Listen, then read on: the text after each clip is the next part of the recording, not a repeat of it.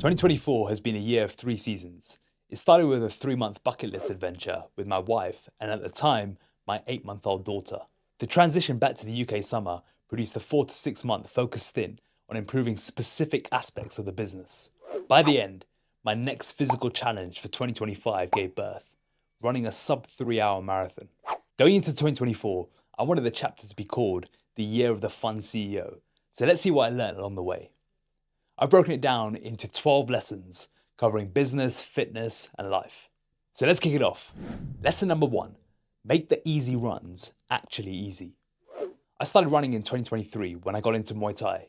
There was a saying in Muay Thai circles, no run, no Thai. So I remember thinking, well, if I'm going to do Muay Thai properly, I better follow the rule. When I start something new, sometimes I find it better to just do whatever, even if it's a bit bro science or old school, or doesn't really make logical sense. It's a good way to experience the experience, come to your own conclusions, and build your own strategy for later maximizing the experience. I did this with powerlifting and bodybuilding over 10 years ago, and it was no different with Muay Thai and later running. I ran for about 9 months in 2023 until I got injured in October. I didn't have a plan. I just ran hard for 30 to 60 minutes a few times a week. In the summer of 2024, I picked up running again. And despite hearing about this whole thing on easy runs, base building, etc., I never really understood the execution of it. I knew the science of it all, but the idea of going out for a run whilst having a conversation felt insane. Until I finally cracked it by firstly slowing down my easy runs by over a minute per kilometre, going from 5 to 5:30 minutes per K to 6:10 to 6:40 minutes per K. The second was realising it's the only way to safely build up volume without burning out. The third was understanding the maxim of appropriate stress, recovery, and adaptation. Thanks to my running coach, John Starrett, big shout out, for drilling this into me. And last but not least, enjoying the easy runs as meditation in motion, not as a huge training stimulus. The hardest thing for me was getting over running so slow. What's interesting is 6 weeks into finally slowing it down, my heart rate for the same pace dropped by 4 beats per minute. In my most recent easy runs, I've also found I'm a few seconds quicker without any additional effort. So it works. Lesson number 2, the 2 hard workout rule applies across all disciplines. When I was bodybuilding, I learned through trial and error that I couldn't handle more than 5 days a week of training with only 2 hard days. I needed 2 days of rest, and if I pushed the intensity hard more than twice a week, my performance would drop off and I'd burn out in no time. Over the years, I dialed into a training split: Monday, chest back delts heavy, Wednesday, legs and arms light, Friday, chest back delts light, and Saturday, legs and arms heavy. This is my favourite split to train with and responsible for my biggest strength and muscle mass gains after trying literally everything. It was the perfect blend of volume and intensity, and I knew on which days I needed to get up for and which days I just needed to turn up to. This also meant when I added in cardio for different phases in the year, it would all be low intensity work, which is kind of like my easy runs now. So my recovery would never be impacted. I did try high intensity interval training, or otherwise known as HIIT, many times as additional work, but after 2 to 4 weeks, I'd always start feeling run down. Since balancing Muay Thai, running, and bodybuilding, my training split has been a continuous work in progress. But what I've learned this year is that the 2 hard workout day rule stands strong. This means one discipline must take priority to see any real progress. And also, my approach to the other 2 must be managed to avoid intensity overload. Right now I'm running 4 days a week, with running being my main focus. And the best split I've found on 4 is the following: Monday, upper body with Muay Thai, capping the number of hard rounds done in the session. Tuesday, completely off. Wednesday, an easy run. Thursday, a hard run in the morning and legs in the afternoon. Friday, completely off. Saturday, an easy run, and Sunday, a hard long run. There's work to be done on this split, but the key is 2 days off and 2 days hard. And at some point, I will need to go up to 5 runs, potentially 6, goal dependent. The trick will be to make sure it's very, very easy on those days. You'll notice how I double up Thursdays to concentrate my leg volume. And that's because my leg workouts now are more about maintenance than seeing how hard I can go. So this allows for the appropriate recovery to take place without battering my legs every day. I'm also in the process of deciding on how much Muay Thai I want to do in 2025. The deeper I go into my running goals, the sheer intensity of Muay Thai makes it a conflicting goal versus a value add. What I've realised is how much I love structured, data-driven training where I can track my progress over time. Muay Thai is more of an art form where it's often hard to tell if you're improving. Running, on the other hand, is black and white. And the more I've taken a structured and progressive approach to my running training, the more I've fallen in love with it. I'll probably make a decision in early 2025 as to what I do with Muay Thai. Lesson number 3, train not just for health, but for the forging of the soul. I know I train way more than I need to. If I wanted to optimize health, I'd cap my training at about 2.5 hours a week. The reality is, especially since running 4 days, it's become more like 7 to 8 hours a week. The biggest quote unquote challenge I've been trying to crack in the latter part of this year is being a part-time athlete whilst being a full-time CEO and parent. It's something a few of us on my team joke about, as we know what we're trying to do with our fitness is more of a personal development and curiosity tool than a vehicle for general health and fitness. In fact, I read a passage recently from a Japanese coach who said, and hopefully I've not butchered his words, train not for health, but for the forging of the soul. I couldn't put the way I think about my training any better. It's why our workshops for RNT members is called Enter the Void, and it's why I love the prospect of a physical challenge, because nothing forges the soul better than hard physical training. There's something very raw about it that's difficult to describe, and I think the deeper you go, the more you're able to strip away the fat from life and get a tiny glimpse of who and what you are. This doesn't mean every workout needs to be an act of God. Rather, what I've come to know is that the easier workouts are meditation in motion, especially when unplugged, and the harder workouts are exploring the depths of your soul. It's a voluntary acceptance of unnecessary obstacles, and as the worldly comforts we have increase, the power of introducing orchestrated suffering into your life only grows. What's interesting is I think running or endurance sports as a whole may be the best way I've experienced this entire spectrum because of two factors. The first is it's continuous. In weight training, you probably end up resting more than lifting. The second is it's black and white. You either hit your numbers or you don't. So it becomes a very sobering experience. The only equivalent to a half rep squat in running is taking a taxi. I hope to get better at articulating this feeling over the years because it's a big part of why no matter how busy life gets, I'll always train. Lesson number 4. You can get lean with a plan, but you can only stay lean with automatic principles. 2024 has been the lightest and leanest I've ever maintained. Equally, it's been the year I've tracked my body weight the least, sometimes only once a month. I haven't used any calorie tracking apps, and I never sit down to work out plans. It's all been done very much on feel. I reflected on this a few months back and came to 7 reasons as to why I've managed it. Number 1, I rarely think about what I'm going to eat. I eat the same thing most days for convenience. Now this sounds crazy if you've never tried it, but revolutionary once you do. Finding the few things you can repeat daily will take time, and when I'm eating something different, I don't think much about portion control, it just kind of happens now. Number 2, I'm vegan, so it's not always easy traveling or eating at restaurants, but I can always control how much I put in my mouth. And I apply this mindset to any social and traveler situations, and it serves me really well. Number 3, I pre-plan all my workouts. I have a 20-month-old daughter and a business to run, so I can't wing it, else the day may have other plans for me. My workouts are non-negotiable appointments for all the reasons I've shared already. Number 4, I've always had a sweet tooth and love dark chocolate, so rather than restrict myself, I eat one dark chocolate dessert every night. It's a mousse made of melted dark chocolate and blended silk and tofu, and it's an absolute game changer. Number 5, the key word is 1. I put 1 Oreo on top of this mousse. 1, not the pack. 1 mousse, not 4. Because remember, there are no bad foods, only excessive amounts. Number 6, I do what I want and know what I enjoy, so I don't feel pressure to eat, drink, or indulge if I don't want to. My whole life is built around 3 areas: my business, my training, and my immediate family. I don't do much else, and I'll come onto this a little bit later. And number 7, I found a bodyweight range that feels effortless to maintain. For me, this is 76 to 78 kilos or 168 to 172 pounds at 5'10". To find this range requires trial and error, and it must be a range you look, feel, and perform at your best with zero food focus or feelings of restriction. As a reference, I'm photo shoot shredded at 69 to 70 kilos, so it's about 10% above my leanest. This will be different for different people based on what you want your lifestyle to look like in terms of nutrition and activity. I'm going to go deeper on this in a future YouTube video and podcast, as it's what we call the reward phase of RNT, which is the 5th and final phase of our 5-phase transformation methodology. A caveat to this is you can only get here once you've drilled the basic principles of nutrition and activity for years and years, which segues nicely into the next lesson. Number 5, it takes 3 years to build a sustainable lifestyle solution and a new identity.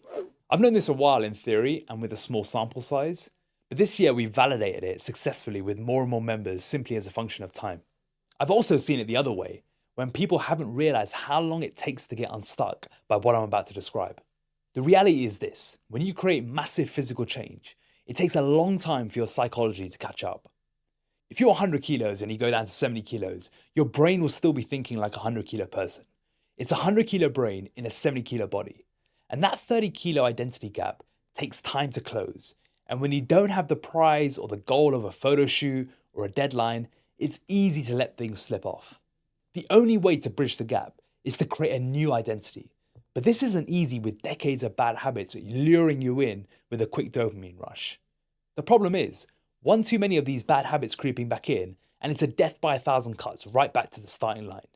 Fighting the devil, so to speak, and winning time after time is the only way to create a new identity that overpowers the old. The key to doing this is to raise your standards of your lifestyle habits and maintain consistent external accountability until you shed the skin. Staying in shape means doing things at a higher level than you were doing before. You can't go back to mindless snacking, 3,000 steps a day, and cheating on the weekends without imploding again. And without the right accountability, you'll justify poor decisions, start spinning in circles, and slowly succumb to your old ways. I wish it could be done earlier, or in an easier fashion, but it's rarely the case. And the more mental and emotional scars that lead to the weight gain in the first place, the longer this takes. Having members stay with us for 4, 5, 6, and even 7 years has helped us validate this in the real world. Number 6, you don't appreciate date night until you have kids. This year was our first full calendar year as parents. It's been a blessing having Sia's grandparents take such an active role in her life. Selfishly, one of the benefits has been rekindling almost weekly date night. For both of us, 2024 has intentionally led to an identity change. Chani has worked all her life as an engineer for a decade before running operations at RNT until Sia was born. She's an incredibly talented woman and the best process-driven operator type mind I've ever met. My mind is always racing at 100 miles an hour in different directions, so she's always been my calming force since we met. Before Sia was born, we discussed her goal to be full-time with Sia. Initially, her plan was to only do it for 6 months, but as we entered 2024, she decided she wanted to continue with no immediate desire to return to any formal day-to-day work. I saw this as an amazing opportunity for her, Sia, and our family. And ironically, her value in the business has only gone up because now she watches over it with a bird's eye view and offers the best strategic guidance I could ever ask for. Because date nights are more rare, I find our conversations are deeper and it becomes a bit of a highlight in the week, which takes you back to the early dating days. Lesson number 7. Repetition of affirmations focus the mind on the right action. I never really got into the affirmations, mantras, and visualizations until this year. I was reading on a plane to Cabo, Mexico, and the author was describing a ritual of reciting mantras. It was an interesting passage on identity formation, visualization, and growing into a new person in business. His practice was having 5 to 7 personal and professional mantras he recited every morning whilst he brushed his teeth. It was a long flight and I was alone, so I figured, why not give it a go? So I wrote a list of 5 to 7 things, all tangible and specific, that I wanted to achieve in the next 3 years. From the next day, during either a walk or one of my runs, I just repeat it like a meditation, going through it 2 to 3 times. For example, one of them was I run a sub 100-minute half marathon and a sub 20-minute 5K. So I picture it happening, visualize the finish line, imagine the feeling of the race, and so on. After about 6 to 7 weeks of doing this, I realized a shift. I started acting more and more like it had already happened because I was always saying it in the present tense. And I was backing up the affirmation with action in the day. A few days ago, I stumbled across a Muhammad Ali quote, which said, "It's the repetition of affirmations that leads to belief. And once that belief becomes a deep conviction, things begin to happen." It all kind of clicked and it stayed as a practice. Since achieving the running goals I had in mind, I've updated it to, I run a sub 3-hour marathon. I run a sub 3-hour marathon. And I just repeat that in my head, which I'm targeting in December 2025. The reason I think it works is because it focuses the mind to what actually matters to you in life. Distractions only get bigger as you get older, and options are everywhere. When you knuckle down on what you want, the hardest thing is staying focused for long enough to see it through. The magic doesn't happen in repeating affirmations. The magic is in using them to focus the mind to do the right work after. Lesson number 8, don't use being an ideas guy as an excuse. Double down and focus on what's in front of you. For years, I've always used I'm an ideas guy as an excuse for trying something new. I spent hours in the journal coming up with ideas, new opportunities, and all the things we should be doing. In July, I remember being in a room full of entrepreneurs running decent sized operations. Every person I spoke to was doing one thing really, really well. Whenever I'd ask about this channel or that strategy or this opportunity, they just sort of shrugged their shoulders. I paid good money to be in the room. And my biggest takeaway was observing what people were not doing. Something clicked on the way home. I archived the experiment sheet I was constantly updating and realized we just need to double down and get really, really, really good at this one thing we've already nailed, helping busy professionals get in shape and stay in shape. The focus has been liberating, as I used to drive myself crazy about all the things we could be doing or what we would be doing in 2030, 2040, and forget that if we just nail 2024, everything will change anyway. This prompted rereading a book called The 12-Week Year, which I'd highly recommend, where it talks about throwing out annualized thinking and shifting more into what is the focus in the next 90 days. Lesson number 9, you get what you incentivize. When I started recruiting coaches for RNT back in 2017, I wanted to take away the part of the job they hated the most, marketing and sales.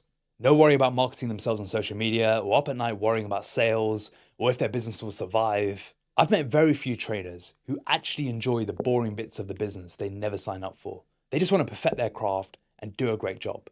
The problem is, most are focused on the results of their reels than the results of their clients. One thing I've learned this year is the more heavily you can tie the financial incentives of the team to the results of the members, the better the results. It becomes a win-win-win for everyone involved, members, team, and business. The biggest challenge running a business like RNT is the people factor, because so much of the product is driven by people. We're not an AI algorithm app, so people always adds complexity. Equally, it's the people that drive the accountability and the harsh truths required for a jaw-dropping transformations. We don't work with robots or self-motivated fitness freaks. We work with everyday people juggling all the challenges in life. So it requires more than what an app could ever provide. I suspect this is why there are so few online coaching companies in the fitness industry who A, stay in the game and or grow past the one-man band. With few to really look towards in the industry, this year I started observing consultancy firms where it's a similar challenge, but they've cracked it consistently. And incentive structures are just one piece of the puzzle. The rest lies in culture, recruitment, training and accountability systems, and then career progression in whatever form that looks like for the individual. We've put a lot of focus on this internally, and it's exciting to see we're going into 2025 with the best team I've yet to be a part of. On a side note, this is why the whole AI craze doesn't concern me. I think there'll be great products for the highly motivated fitness lover. In fact, for 3 months, I used an AI running app with solid results. It's all about the value proposition. If you're after, quote unquote, something to follow and a general training plan, I think it works great. But if it's accountability, support, community, and a more personalized journey to your lifestyle with outstanding results, you need world-class people. Lesson number 10, don't delay gratification and book the trip of a lifetime. I was speaking with a successful business friend of mine a few weeks ago and he said something interesting. Yeah, so I'm pushing as hard as I can with this business till I hit 40, then I'm gonna do what you're doing, finding a partner, travel the world, and kind of just live life. I was pretty blunt back and I said, but why can't you just do this now? You told me this 3 years ago, now you're kicking it down the road another 3. He didn't really have an answer outside of making enough money to provide for his kids, which I didn't really buy into. For years, I had this idea of wanting to go abroad for a long period of time. I kind of missed this experience in my 20s, as I was just working all hours as an in-person personal trainer. So it's a bit of a bucket list item. So in 2023, I floated the idea to Chani for us to spend the first 3 months living abroad with Sia, who'd only be 8 months at the time. Luckily, she didn't need much convincing as a seasoned traveller, so we packed our bags and we went. As I get older, the more I think about not wanting any regrets, no what ifs, no I'll wait for this to happen before I do it, and certainly no if only I could change this. A big skill I've worked on in the past few years is to eliminate rumination of the past. If I was a 2 out of 10 at this skill before, I'd say I'm definitely at a 6 out of 10 now, with progress still to be made, but much, much better than I previously was. And part of what's helped is developing the awareness muscle of catching this early on, so I'm not deep in rabbit holes before I snap myself out of it. And part of it is thinking more and more, what if this were the paradise we were promised? It's thoughts like this that trigger me to jump at an experience if it's something I'm interested in. Like the 3-month trip away, where we lived in Dubai, Mumbai, Singapore, and Thailand. Or more recently, when I booked flights to the home of running champions in Iten, Kenya. In January, I'll be attending a Coaching the Coaches course where I'll be learning how to train beginners up to elite athletes. And I've got no goals to be a running coach. I'm simply fascinated by the science, theory, and application of all things program design for the sport. And I figured I may or may not be interested in it in 5 years, so why not jump at the chance now and soak it up? It feeds into my ethos of going all in on a new experience or skill to learn everything you can about it, then reach your own conclusions. I did this with Muay Thai in January 2023, where I spent 2 weeks training in Thailand before my first fight, and it was one of the best trips of my life. With how I feel about running now, the idea of running with Kenyans before I start prep for my first ever marathon is very, very exciting. 2024 continues to teach me how many games you can play in life. The key is to know which ones you want to play, what success looks like, and to know when you're out of alignment playing someone else's. Lesson number 11, you can have it all, but it's going to be hard. My 3 priorities in life are my business, my training, and my immediate family. Everything else ends up falling to the wayside. However, where the challenge lies is in the battle for top spot. There can only ever be one, and I've found when one is dominating the top spot, the other 2 are either on maintenance or accepting less of a gain. For years, I thought this was the only way, and for massive jumps in progress, it probably is.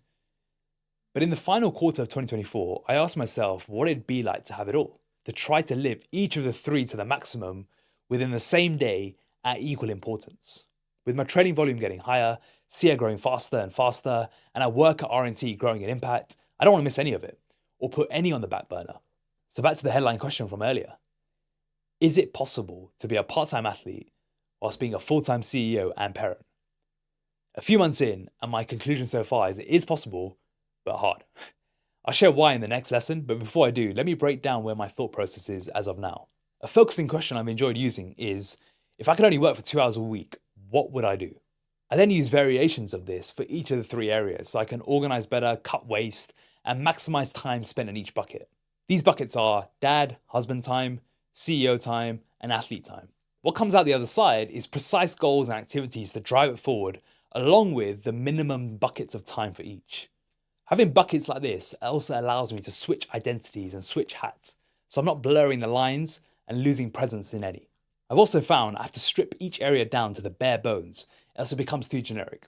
Everyone will say family, health, and work are most important to them, but I think it's wishy-washy. You've got to dial it in further as to what part within each area is actually important. It can't be, I want to be an active dad. It needs to be, I want to do bath time, breakfast, and dinner every day, and specific classes in the week. It can't be, I want to grow my business. It needs to be one focused, tangible goal to work on each week or month. It can't be, I want to improve my health. It needs to be, I will lose 15 kilos in 2025, then figure out how to stay within 2 to 3 kilos of my leanest weight. I like to think of this as the goal within the goal.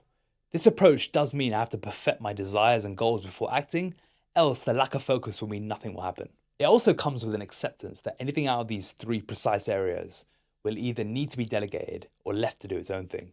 Above all, I know this isn't really a challenge, it's a choice based on how I want to live my life. There's no real need to train 7 to 8 hours a week outside of my curiosity to see what's possible. Lesson number 12, unstructured me time with no goal is the only way to balance the books. I used to think training was my me time. The reality is, it's too focused, too intense, and structured to be genuine downtime. A few years ago, when my bodybuilding ambitions were dwindling, it felt like an hour in the gym to chill out. Now, with a marathon on the cards and my newfound obsession with the sport of running, it's a calculated hour or 2 of trying to get better. Whenever I've raised the stakes on my training, whether a photo shoot, fight, or race from recent years, I always forget one thing. I need to balance the books somewhere in the day or the week. The only way I've found that works is unstructured time to just think and relax. No pre-planned agenda.